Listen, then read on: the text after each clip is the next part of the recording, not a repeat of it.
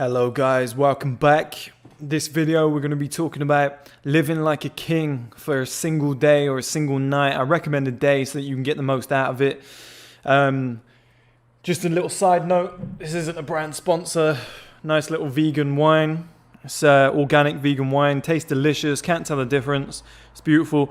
I actually think it boosts testosterone. So, didn't want to knock it. I actually think it boosts testosterone. So, I'm not recommending to drink it every day, but if it is going to be your choice of drink, then crack on, you know, just find a vegan. Let me tell you what it's called actually. It's the Vieira Shiraz Merlot. It's a South African wine, really nice, from 2019, not that exotic. But yeah, I had a glass, it's really, really nice. But live like a king for a day. Now, I've been imploring people to do this for so fucking long, and nobody does it, which I understand, right? Because I'm telling you to spend a huge chunk of money, which you might not have yet, and I don't recommend you to do that. I recommend you to spend around about 10% of your income. So if you've got 10 grand, spend 1,000, 20 grand, 2,000, 50,000, 5,000, right? And it sounds stupid because I'm always telling you guys to save. I'm always telling you guys to do the smart decision, to invest, etc. Don't spend money on shit. But I'm telling you guys, you will not forget this one night for the rest of your life. Now, I'll tell you the story that I had. My old mentor, who I thank to this day, I don't speak to him, we're not friends, but I guess we'd be civil, but I thank him mentally to this day for what he did for me. So he took me and my best friend at the time to Paris. And it was just crazy from minute one to the day we went home, which is actually a day later because we missed the plane. So we had to, long story short, okay, I'll run through it. So we get to the airport in Paris, just crazy. It's just like, there's nobody on this plane. There's like, I'll start here. There's nobody on this plane. There's like 2 or 3 of us on this plane.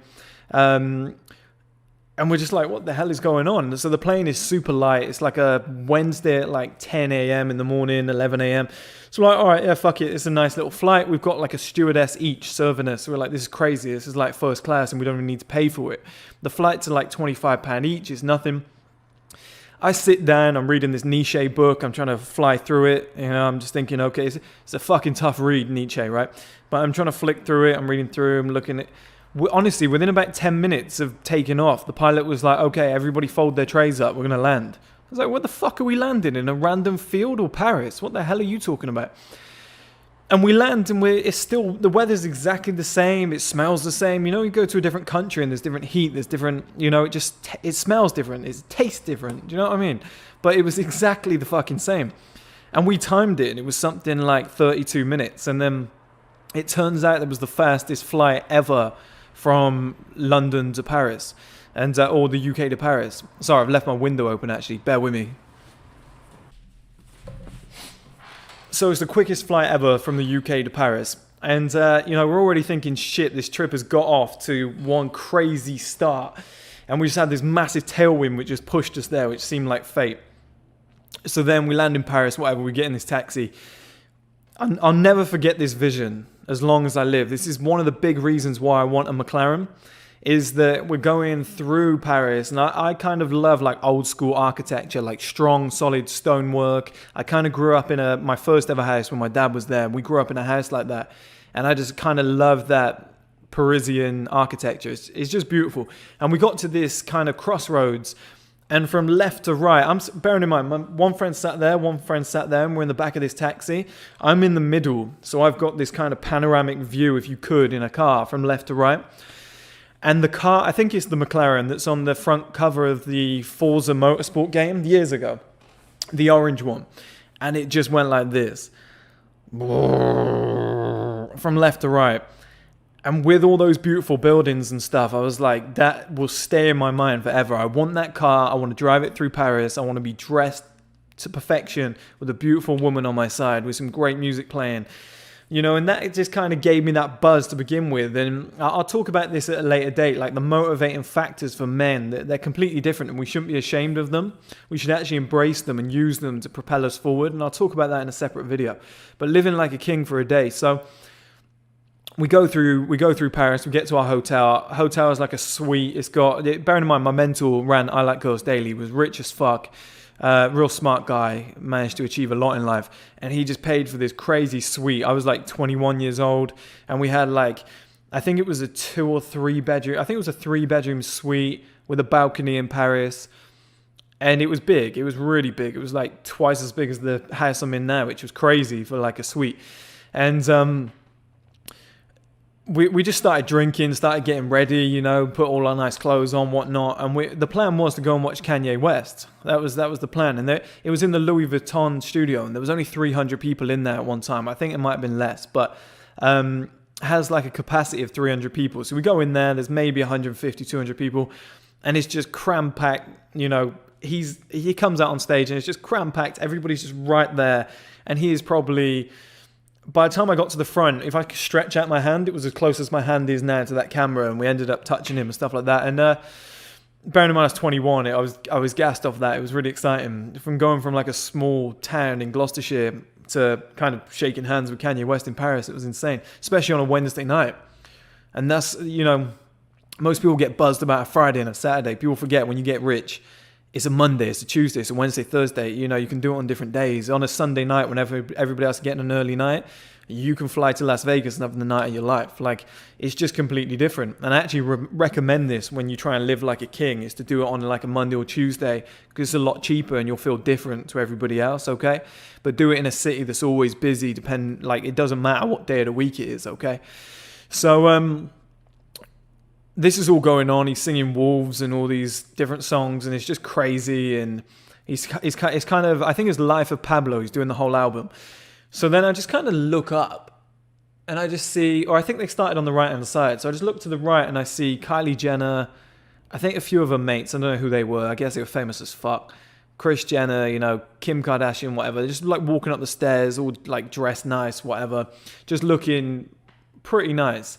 And you're just thinking, like, that doesn't impress me much, but I'm just thinking, fuck, where am I? What the hell am I surrounded by? And that just left an imprint in my mind. And we're getting drunker and drunker and drunker, like every minute that goes by, we're just drinking like fuck.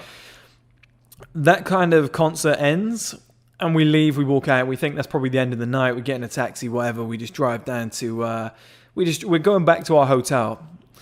Now, the thing is, on the way to the concert at the Louis Vuitton studio, I think it is, I don't know what it is, the Louis Vuitton Hall? I don't know.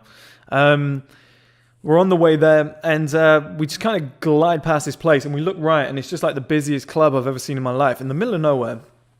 Nothing else going on around it, and we're just thinking, what the hell was that place? You know, it's just busy, there's people everywhere.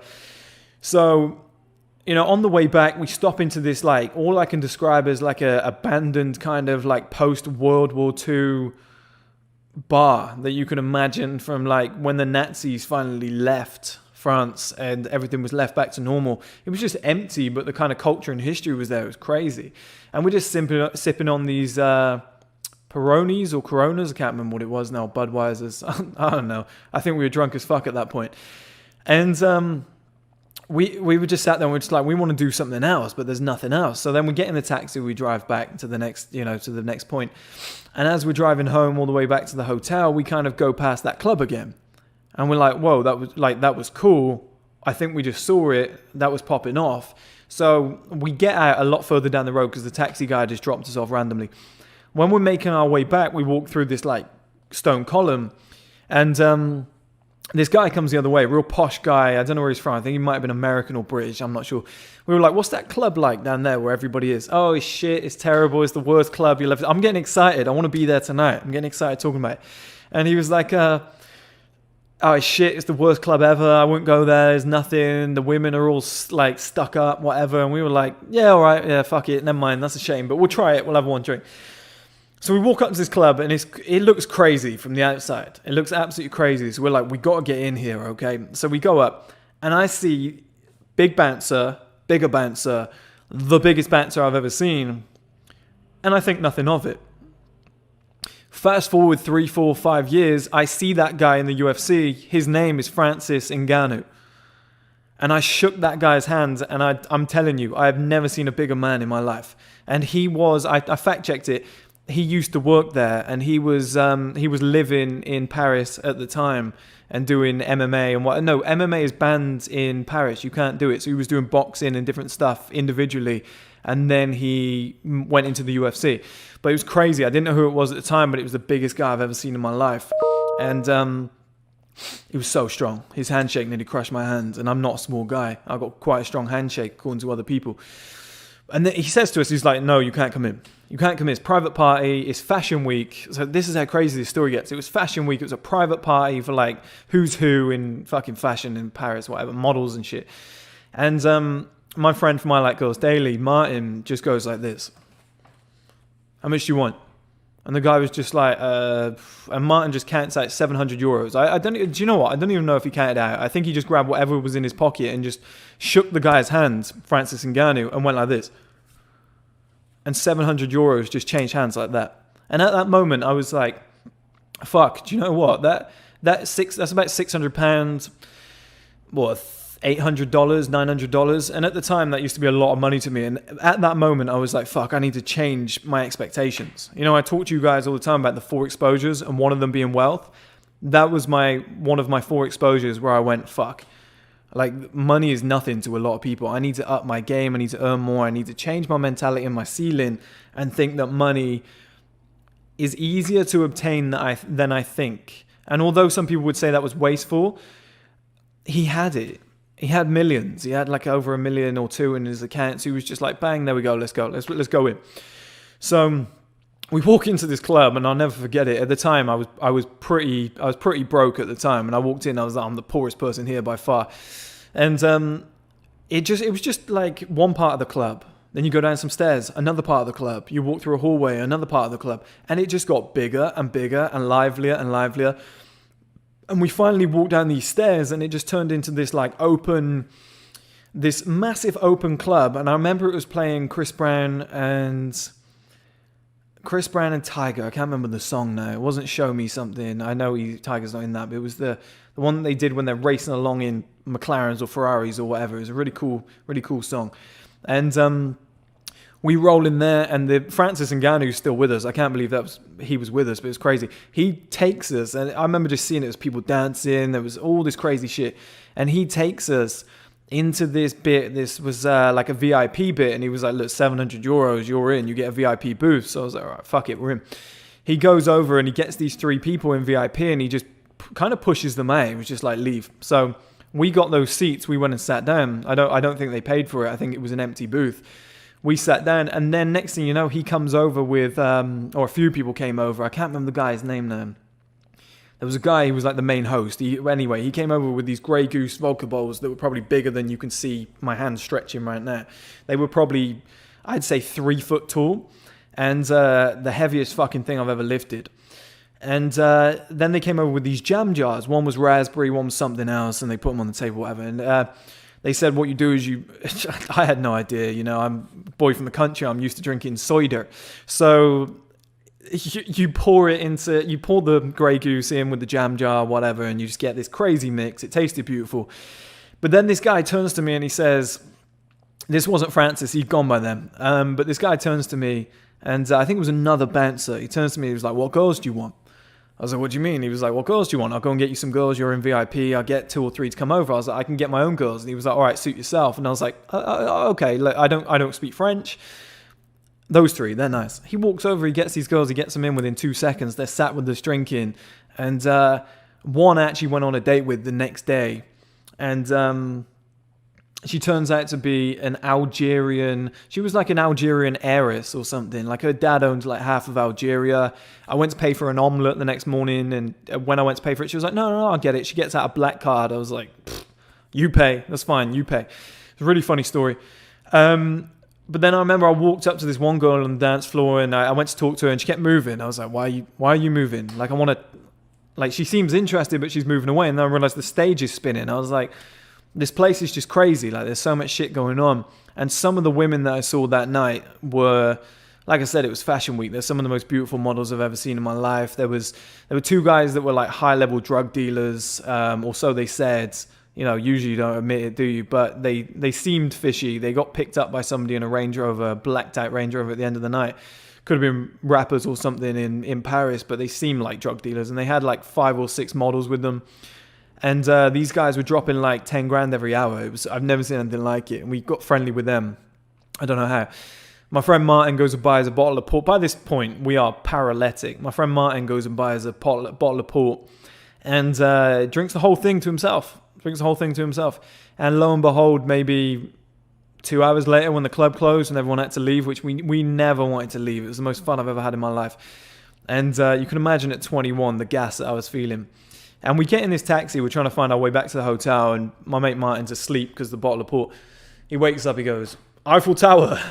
So we got ahead to the Eiffel Tower now, okay? So we shoot off to the Eiffel Tower. We're there for like, I don't know, we're there for like 15 minutes. We're doing snow angels. I'm doing press-ups under the Eiffel Tower. I was saying to my friend, I wonder what the world record is for the most press-ups under the Eiffel Tower. I did like 105 if anybody wants to go and beat it.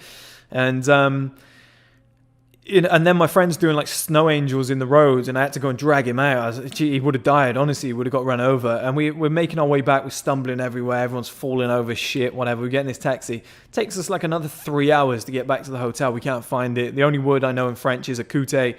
Well, a few more, but écoutez, because my friend keeps talking. I'm like, écoutez, as in like, listen to me.